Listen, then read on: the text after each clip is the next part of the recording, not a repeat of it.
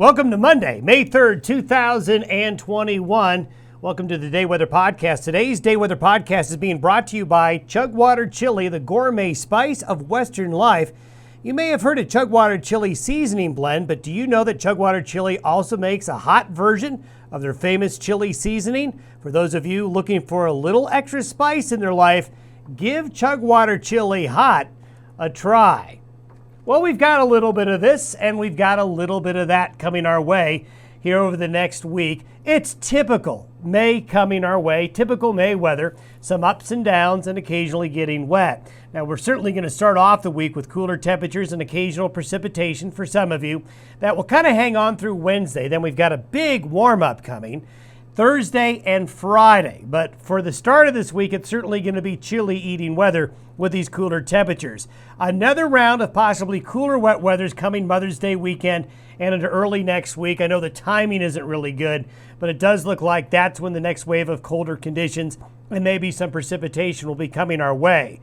Here's today's upper level chart. We've got the low right now moving into western Colorado. It's a fairly weak system, but it did produce yesterday and last night some showers and thunderstorms, some high country snow in Colorado and Wyoming, and some moisture on the plains with southeastern Wyoming and the front range of Colorado and the northeast plains of Colorado. Again, the same areas that got the rain last week got the rain and the wet snow with this system. Other areas missed out. Now, this system is certainly going to make it cold. Temperatures today a good 20 to 25 degrees below average in many areas.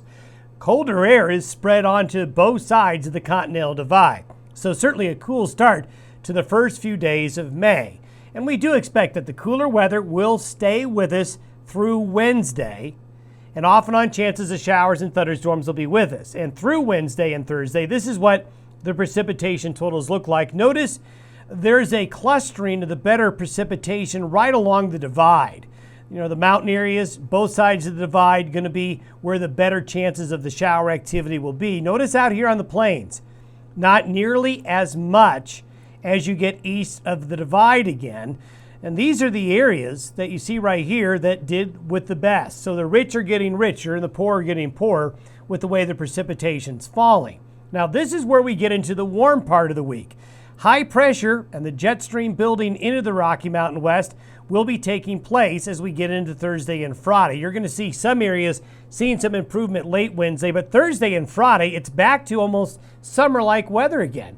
Thursday and Friday, as warm desert air gets pushed in from the southwest, well, we're going to warm up again, but here is the next low, and this is going to settle into the northern Rockies and northern Plains states during the second half of the weekend and early next week. We know the timing's bad for those of you that want to do something outdoors or something for Mother's Day Sunday, but we need the precipitation, and I think this system has got some potential to bring some rain to some areas that aren't getting it right now. But temperatures Thursday, look how warm it is. So we're going to go from the unseasonably cold weather that we have now to above average temperatures by Thursday, Friday, and probably into Saturday as well.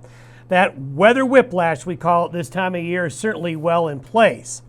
By the end of the weekend and into early next week, here comes that next low. With high pressure building into the Gulf of Alaska, that opens the door to the cooler, moist air coming on in. Now, this could be, hopefully, a good rain producer and snow in the high country later in the weekend and early next week. So we'll keep our fingers crossed that this comes to fruition, because it's exactly these type of systems that you got to have in the month of May to get your precipitation averages up and get some areas that really need the precipitation. So there is that opportunity there. And if you look at that potential, now this is a model, so take this with a grain of salt. But you can see northeastern Wyoming, western Nebraska, western South Dakota, southeastern Wyoming, and northeastern Colorado again getting the moisture. Now, these areas over the last 2 months from the March snowstorm to that big rain last week are doing well. But areas outside of my circle here all need that precipitation.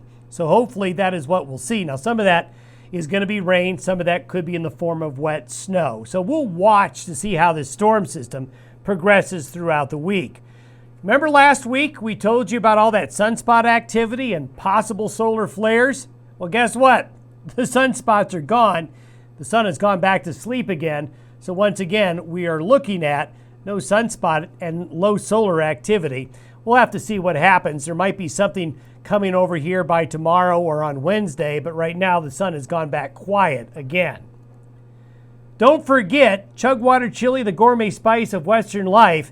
If you use the code ChugwaterDon at checkout, you can get 20% off. So 20% off Chugwater Chili, enter ChugwaterDon at checkout for 20%.